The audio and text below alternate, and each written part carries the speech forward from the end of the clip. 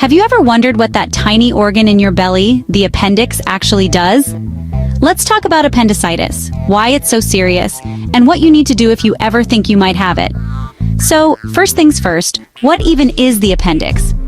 It's a small tube-shaped organ attached to your large intestine, hanging out on the lower right side of your abdomen. Scientists aren't totally sure what its purpose is, but it might have something to do with helping your gut's immune system.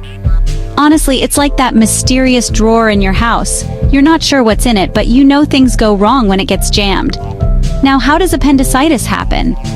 Well, the trouble usually starts when something blocks the appendix.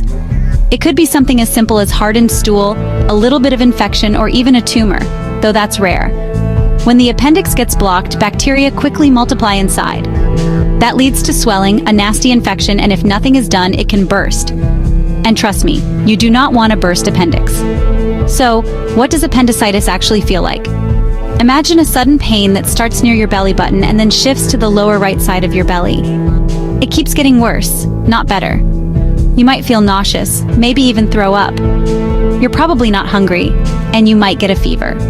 Sometimes you'll get constipated or have diarrhea, and your belly might start to swell up.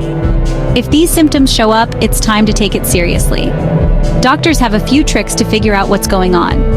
First, they'll press on your belly and see if it's tender in that lower right area.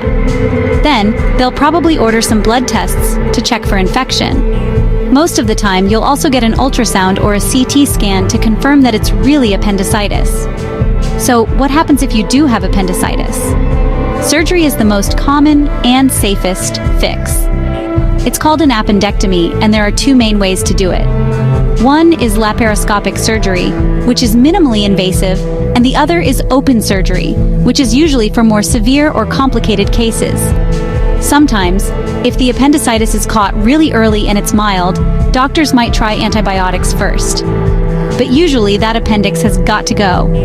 Now here's the scary part. If you ignore appendicitis, your appendix can rupture.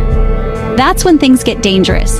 Bacteria spill into your belly, leading to a serious infection called peritonitis. You can even develop an abscess, a big pocket of pus. Both of these are life-threatening and need urgent medical attention. So, the big takeaway? Don't ignore sudden belly pain, especially if it moves and gets worse. When in doubt, get checked out.